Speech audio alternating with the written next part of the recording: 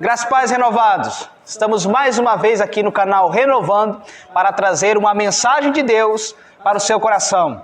Desde já eu já peço que você pegue a sua Bíblia e abra comigo no Evangelho que segundo escreveu Mateus, no capítulo de número 6. E vamos continuar meditando no Sermão da Montanha, mais conhecido também como o Sermão das Bem-aventuranças.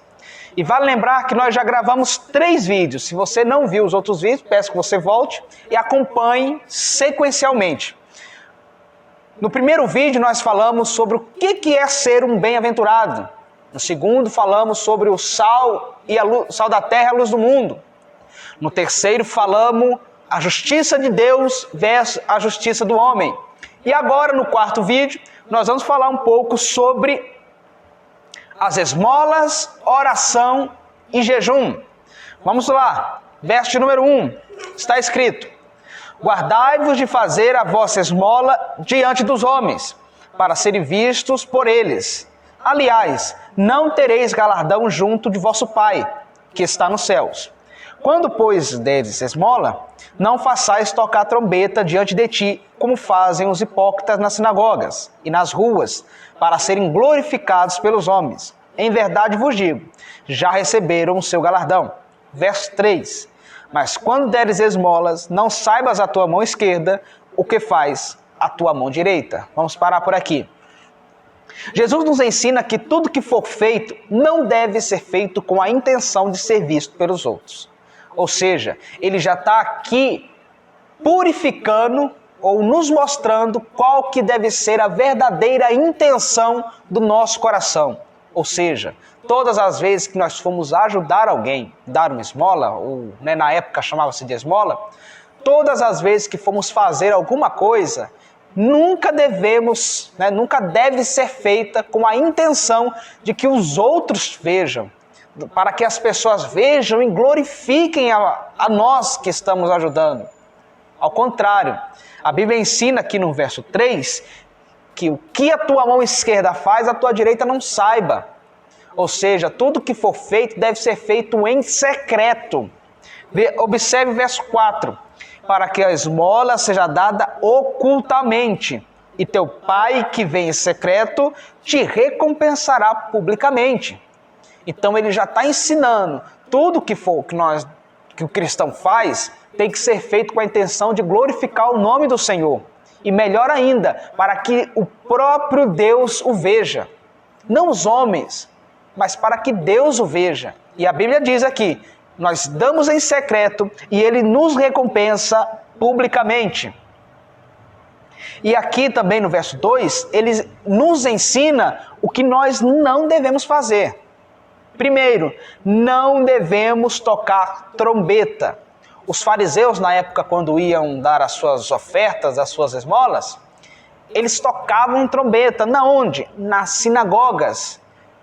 Era o lugar onde muitas pessoas frequentavam para ouvir a palavra de Deus.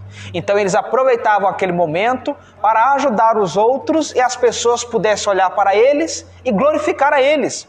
Falar, nossa, que homem de Deus, está ajudando os outros, que exemplo a ser seguido. Mas mal sabe que o coração está com a intenção errada. E Deus não está recebendo. Deus não recebe essa oferta. E tampouco essa pessoa vai ter galardão junto de Deus. Não só nas sinagogas, mas também nas ruas, para ser visto pelos outros. Então Jesus aqui está nos ensinando. Tudo que for feito tem que ser feito em secreto, para que o nome do Senhor seja glorificado. Agora vamos pular para o verso 5. E ele agora vai nos ensinar a respeito da oração. Está escrito: e quando orares, não seja como os hipócritas. A palavra hipócrita ela significa ator. Pois se comprazem orar em pé nas sinagogas e nas esquinas das ruas para serem vistos pelos homens. Em verdade vos digo, já receberam o seu galardão. Ou seja, aqui, Jesus já está também ensinando que o crente, o cristão, ele não deve ser hipócrita. A palavra hipócrita é ator. Nós não devemos ser atores da fé, atores em momentos de oração. Os fariseus também faziam isso. Eles tinham prazer em fazer as suas orações em público. para que as pessoas pudessem olhar para eles e ter como exemplos a ser seguido, em fervor, em oração, né? Então Jesus aqui vai nos ensinar. E ele faz um contraste, observe aqui. Veja comigo o verso 5, né? De novo. E quando orares, não sejais como os hipócritas, que se comprazem em orar em pé nas sinagogas e nas esquinas, para serem vistos pelos homens. Em verdade vos digo, já receberam o teu galardão. Observe o verso 6. Mas tu, quando orares, entra no teu aposento, fechando a tua porta, ora a teu pai que está em secreto. E teu pai que vê secretamente te recompensará. Então aqui o verso 5, verso 6, é um contraste, ou seja, é a oração do hipócrita versus a oração do cristão. Os hipócritas oram em pé. Jesus não está condenando a oração de pé. Ele está condenando a intenção do coração. Ou seja, a pessoa está orando em pé com a intenção de que as pessoas observem ela orando. Observem as expressões faciais quando ela ora. Então, Jesus está condenando esse tipo de oração. De maneira nenhuma entenda que orar em pé é pecado. Não é isso que está sendo, pregado nas Escrituras. É a oração com a intenção de ser visto pelos outros. Em pé. E outra, nos cantos das praças. Ou seja, as pessoas, os fariseus, tinham prazer de orar nas praças, para que as pessoas pudessem ver. Aí entra a seguinte pergunta: é pecado orar na praça? De modo nenhum. Paulo, quando escreve a carta aos Tessalonicenses, ele dá a seguinte instrução: orai sem cessar. Ou seja, o crente ele tem que estar a todo momento em oração. O crente tem que orar de manhã, de tarde, de noite, se possível. Porém, a oração que está sendo falada aqui é a oração do secreto. Veja comigo o verso número 7. E orando, não useis repetições como os gentios pensam, que por muito falar serão ouvidos. Ou seja, como que é a oração do cristão? Os hipócritas, eles oram em pé e nos cantos das praças. E o cristão, como é que ele ora? De acordo com o verso 6, no quarto.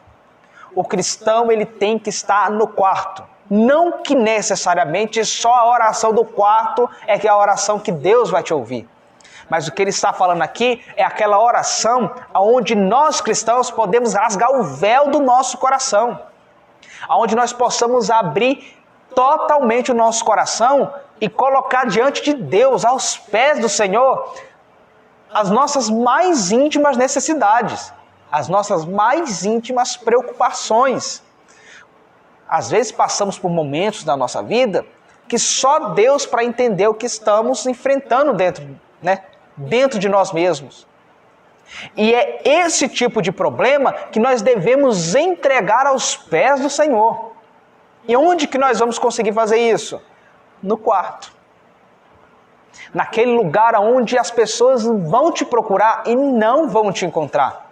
Não necessariamente tem que ser um quarto. Às vezes pode ser no teu banheiro, pode ser em uma sala no seu serviço, onde ninguém vai. Mas é nesse lugar que o Senhor deseja te encontrar. No quarto. Ou seja, naquele cômodo escondido. Aonde as pessoas te procuram e não acham, mas quando Deus te procura, Ele te acha. Então aqui, primeiro, orar no quarto, ou escondido dos homens, mas sempre se apresentando a Deus. Segundo, com a porta fechada.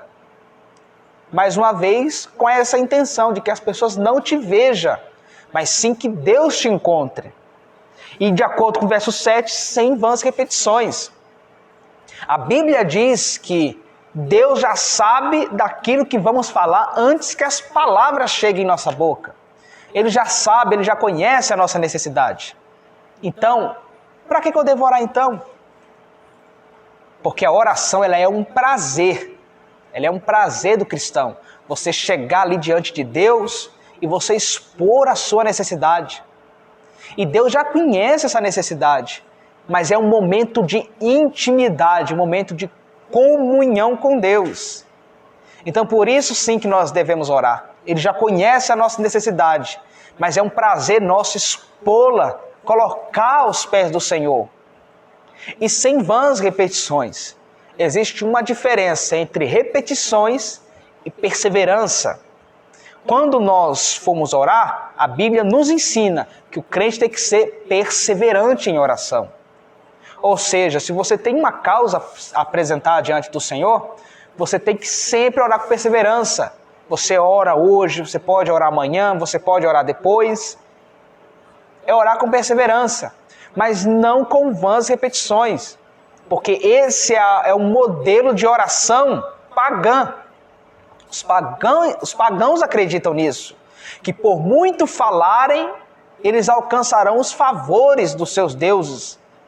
O crente não. O crente, ele confia no seu Deus. Ele não precisa ficar repetindo a todo momento e a todo segundo. Ele sempre está perseverante em oração. Bem?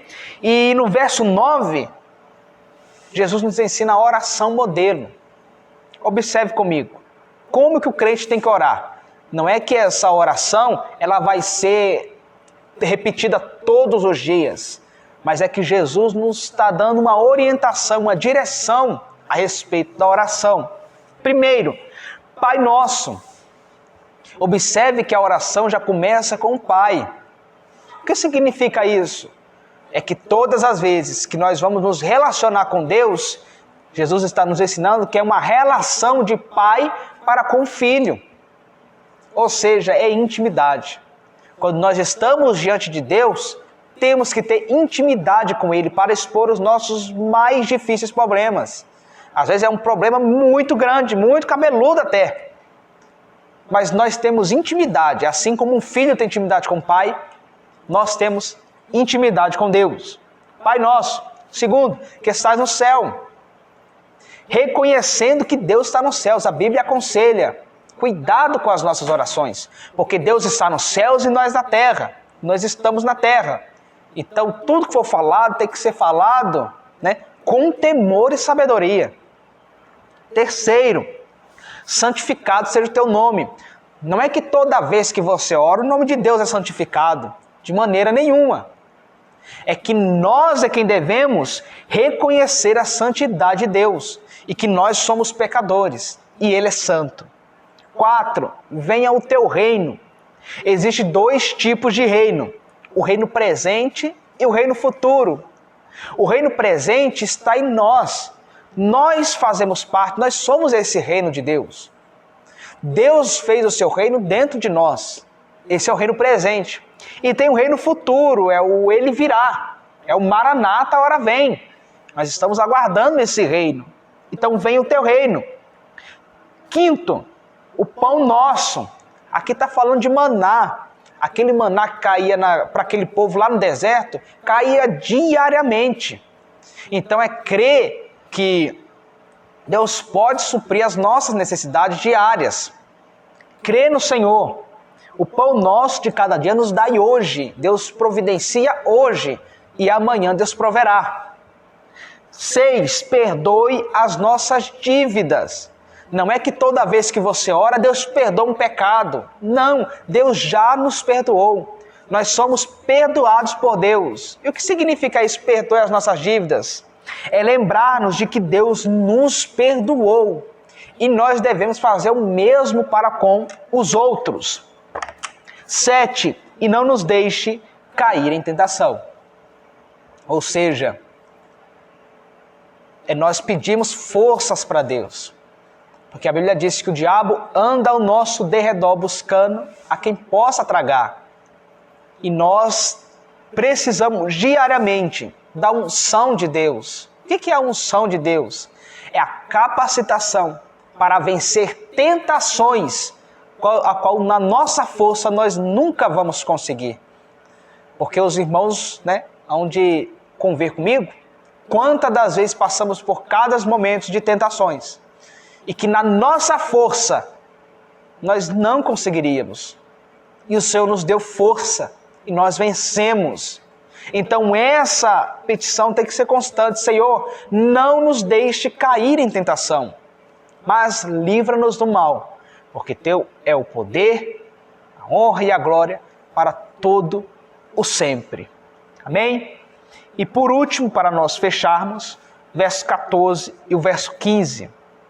Está escrito: porque se perdoares aos homens as suas ofensas, também o vosso Pai Celestial vos perdoará. Aqui está a receita da vitória do crente. Todas as vezes que as pessoas fizerem mal para nós, nosso dever é estar pronto, aptos para perdoar as dívidas das pessoas. Porque nós temos a facilidade muito grande de pedir perdão, mas a dificuldade enorme de liberar tal perdão. Então, se nós pedimos perdão a Deus, também devemos perdoar as pessoas que nos ofendem. Verso 15. Se, porém, não perdoares aos homens as suas ofensas, também vosso Pai não vos perdoará as nossas ofensas. Então, fica esse alerta. Será que nós estamos guardando, retendo esse perdão? Ou nós temos liberado esse perdão? O crente tem que sim aprender a perdoar, exercitar o perdão. Porque se a gente tem coragem para pedir, temos que ter também a coragem para dar o perdão. Porque se nós pedimos perdão e não perdoamos, Deus não há de nos perdoar. E nós não vamos ser, de certa forma, chegar diante de Deus e falar: eu não sabia. Nós sabemos muito bem. Você que está assistindo esse vídeo está sendo alertado hoje. Se existe algo que está preso no seu coração, libere. Já diz uma certa frase: o perdão, quando você não libera, é um veneno que você toma, esperando que os outros morram. E no final é você que sai no prejuízo. E o último assunto que Deus aqui fala, que Jesus está nos ensinando, no verso 16, é a respeito do jejum. Para nós encerrarmos, ou seja, não devemos nos mostrar contritos como os hipócritas. É a mesma coisa da oração, certo? Que nós já falamos. Não devemos jejuar com o intuito de ser vistos pelos outros, mas sim para que Deus nos veja e receba o nosso jejum, a nossa oração e as nossas esmolas, a nossa oferta de gratidão e a nossa ajuda para com os outros. Amém? Espero que esse vídeo tenha ficado bem explicado. E nós vamos estar gravando mais algumas partes, que você fique atento, assista os outros vídeos e já peço que você possa curtir, comentar o que você achou e compartilhar. Nos ajude no nosso objetivo, que é fazer com que você e a Igreja do Senhor alcancem um nível mais profundo na Palavra de Deus. Amém? Desde já, que Deus abençoe sua vida.